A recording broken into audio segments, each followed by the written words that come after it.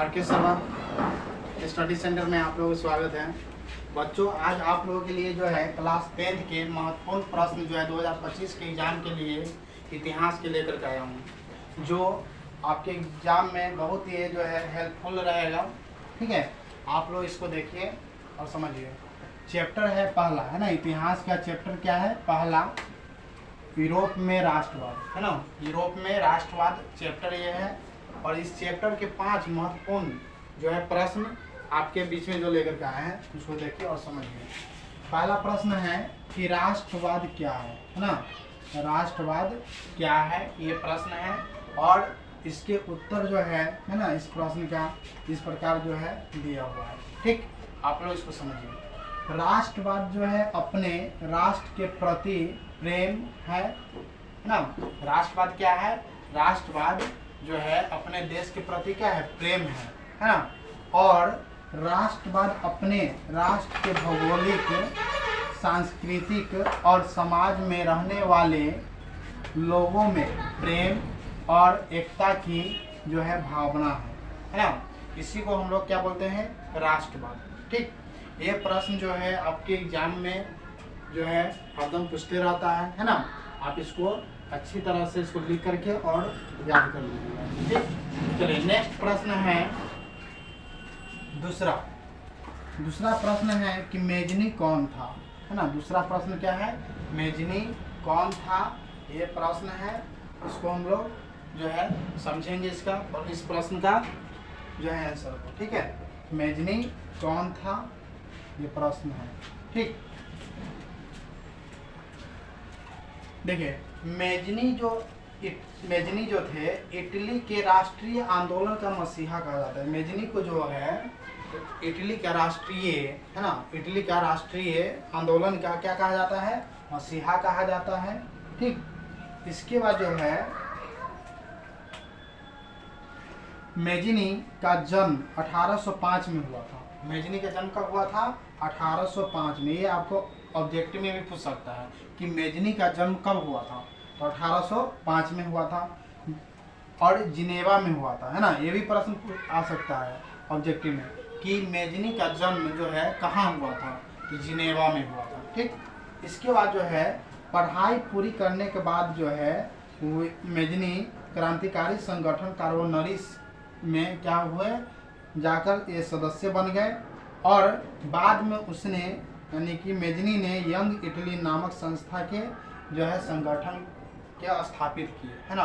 यानी कि ये भी प्रश्न आ सकता है कि मेजनी ने कौन से संस्था की स्थापना की है, तो यंग इटली, है ना। और कौन से में जाकर जुड़े थे? कार्बोनरी में। ठीक, यानी कि मेजनी को इटली के राष्ट्रीय आंदोलन का मसीहा कहा जाता है। और मेजनी का जन्म 1805 में हुआ था और जिनेवा में हुआ था, है ना। पढ़ाई पूरी करने के बाद वे एक क्रांतिकारी जो है संगठन कार्बोनरिस का जो है सदस्य बन गए।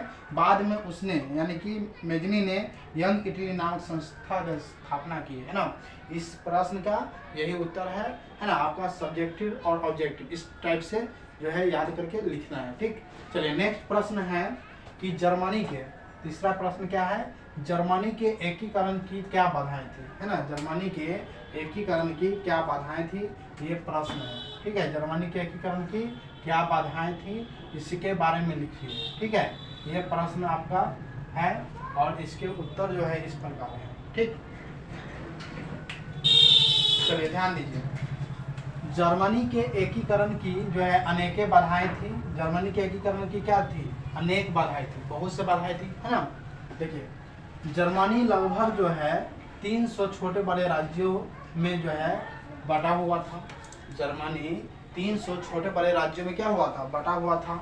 और इन सभी राज्यों के जो प्रमुख थे, प्रमुख की अपनी अपनी जो है अलग अलग सोच थी, है ना। अपनी अपनी अलग अलग सोच थी और धार्मिक, है ना, धार्मिक और जातीय रूप से वे एक नहीं थे, है ना। यानी 300 छोटे बड़े राज्य थे, यानी कि सभी प्रमुख अलग अलग थे, है ना। यानी सभी का जो है अलग अलग जात था और अलग अलग धर्म था, है ना। इसी कारण जो है जर्मनी के एकीकरण की ये सब प्रमुख बाधाएं थी। ठीक, चलिए नेक्स्ट प्रश्न है, ये भी प्रश्न आपका हरदम एग्जाम में आता रहता है ना। ये सभी जो है बहुत महत्वपूर्ण प्रश्न है ना, यानी कि VVI प्रश्न 2025 के लिए ये भी जो है बहुत महत्वपूर्ण प्रश्न है VVI। ठीक है, आप लोग इसको याद कर लीजिएगा। ये भी सब जो है आपका एग्जाम के लिए जो है बहुत हेल्पफुल प्रश्न है। ठीक, चलिए नेक्स्ट प्रश्न है कि मेटरनिक युग क्या है ना। मेटरनिक युग क्या है, ये चौथा प्रश्न आपका है कि मेटरनिक युग क्या है ना। ये भी प्रश्न जो है प्रत्येक साल लगभग आइए जाता है ना। चलिए देखिए, मेटरनिक जो है अपने समय का सबसे महत्वपूर्ण और सबसे प्रतिभाशाली राजनयिक था।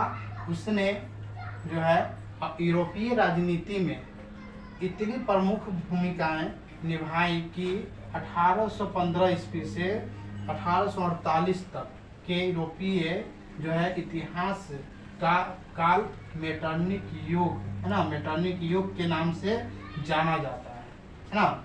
ये जो है मेटरनिक युग समझ गए, यानी मेटरनिक अपने समय का जो है सबसे महत्वपूर्ण और सबसे प्रतिभाशाली राजनयिक था, यानी कि राजनेता था। उसने यूरोपीय राजनीति में इतनी प्रमुख भूमिका निभाई कि 1815 से लेकर 1848 तक ये शासन किए और यूरोपीय इतिहास का काल का जो है ये मेटरनिक युग के नाम से इसको जानते हैं। जो इस जो शासन किए इतना समय, इसको जो है इस नाम से हम लोग जानते हैं। ठीक है, मेटरनिक युग के नाम से।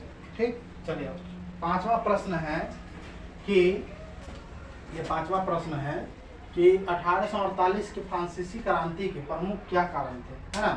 प्रमुख क्या कारण थे 1848 के फ्रांसीसी क्रांति के प्रमुख कारण, ठीक है, क्या थे, ये हम लोगों को इस प्रश्न का उत्तर देखेंगे। इस प्रकार जो दिया हुआ है ना, चलिए ध्यान दीजिए। फ्रांस का शासक लुई फिलिप उदारवादी था, लेकिन वह महत्वाकांक्षी था। उसने 1840 में जो है गीजो का प्रधानमंत्री नियुक्त किया। गीजो को जो है प्रधानमंत्री के नियुक्त किया कब, 1840 में। गीजो कट्टर प्रतिक्रियावादी था। वह राज्य में किसी भी सुधार को लागू करने के लिए जो है के पक्ष में नहीं था। कौन, गीजो। और राजा लुई फिलिप भी अमीरों का साथ पसंद करता था। उसके पास कोई सुधारात्मक कार्यक्रम नहीं था, है ना। और देश में भुखमरी और बेरोजगारी चरम पर थी। फलतः सुधारवादी नाराज रहने लगे, है ना। और इन सभी कारणों से 1848 ईस्वी के जो है फ्रांसीसी क्रांति का को जो है जन्म दिया गया, ठीक है, यानी जन्म हुआ। यानी कि गीजो जो थे प्रधानमंत्री, उसको वहाँ के जो राजा थे लुई फिलिप, वो गीजो को प्रधानमंत्री नियुक्त किए। और प्रधानमंत्री नियुक्त करने के बाद जो है गीजो जो थे कि ये क्या होता है, वहाँ के जनता के को जो है जो भी प्रॉब्लम था उसको सुधार करने के लिए नहीं चाहते थे।